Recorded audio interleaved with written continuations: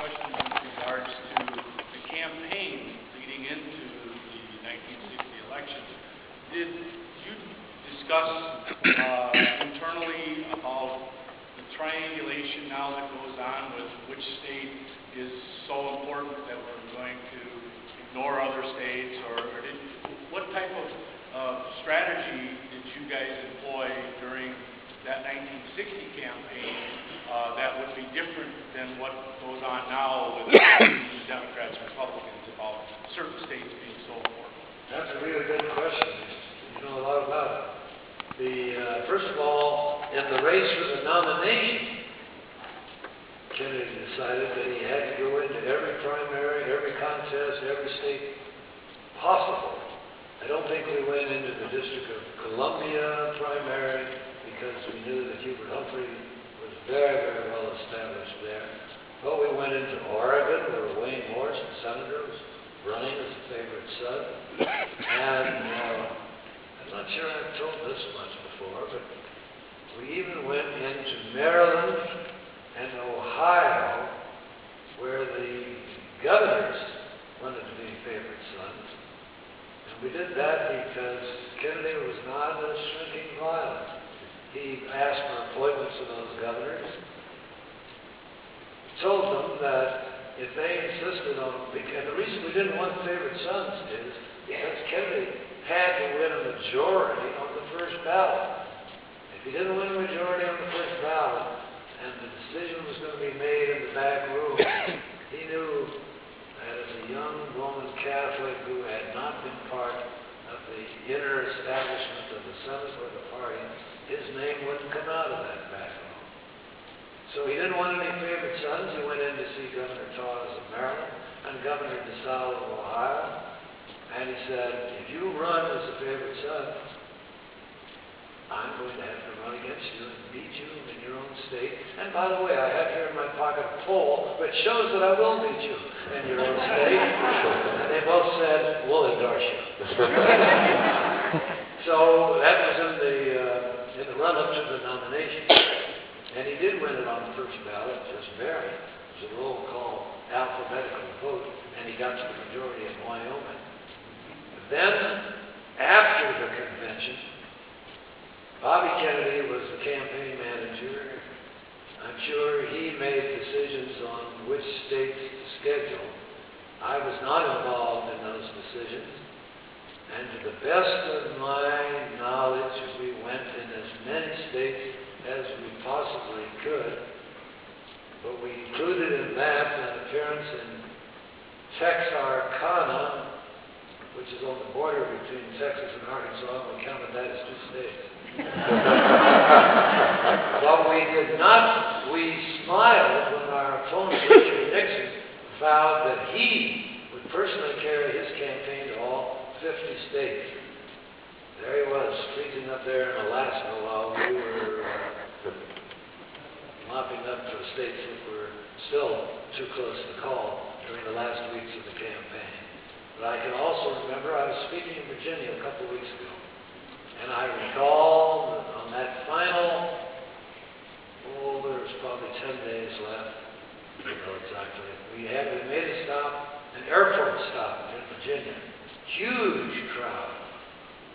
JFK got off the plane, went up on the platform, made a great speech, great ovation. He climbed back on the plane. He said to me, that was our only stop in Virginia, except for the very first night when he was still in Washington. He went over to me. He said to me, if this campaign could go on a week or 2 longer, we could take this state away from Harrisburg.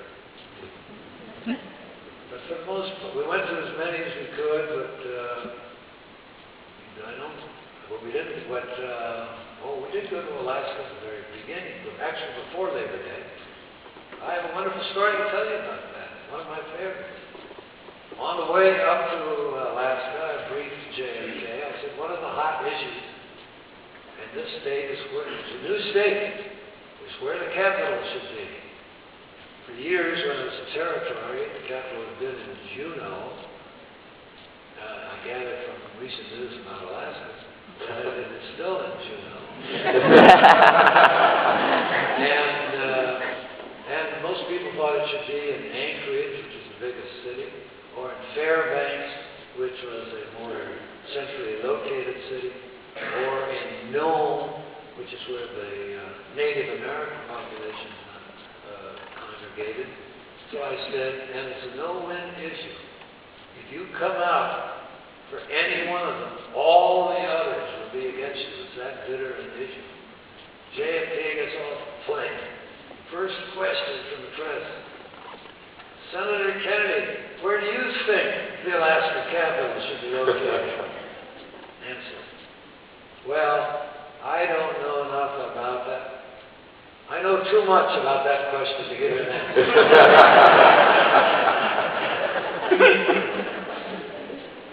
I don't think we went to Hawaii in the fall. We had been there before.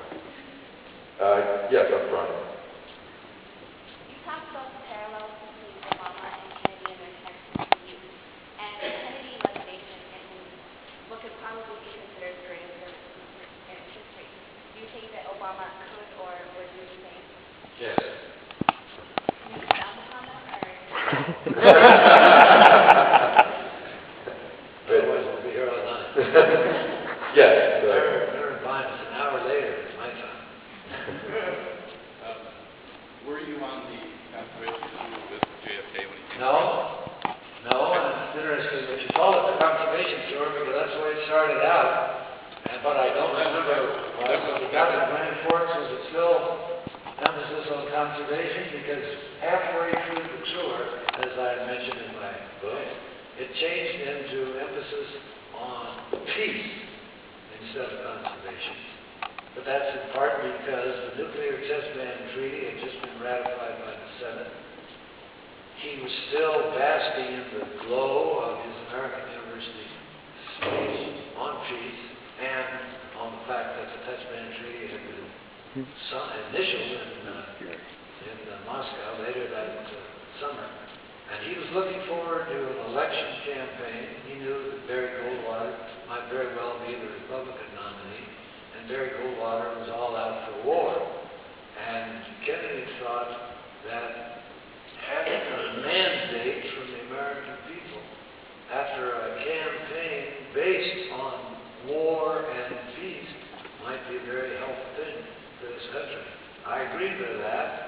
And even though I worked hard producing a lot of conservation speeches for him, I was delighted that he was emphasizing peace and getting a great reaction from the country.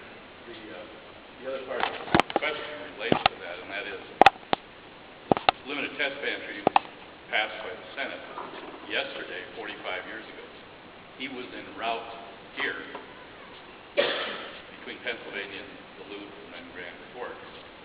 Did he start writing a different conservation speech that focused on peace that he wasn't ready to give when he got here the next day after the peace limited test ban treaty was signed? And then did he wait to give it until he got to Hannaford, the center of the nuclear industry? I don't know. I don't know exactly when he changed his mind. My guess is, and it's just a guess, we're talking about a long time ago, that he began to find that his audiences, interested as they were in conservation and the environment, were giving him more applause and more enthusiasm when he talked about the nuclear test ban treaty and the issues of war and peace, and therefore he began to talk about it more and more. I know that there's a passage from your book that you were hoping to read to the audience. I will try. Okay. Might be a good part. Well, this is a passage which actually fits into that question. If I can find the right piece of paper, my part. That's not it.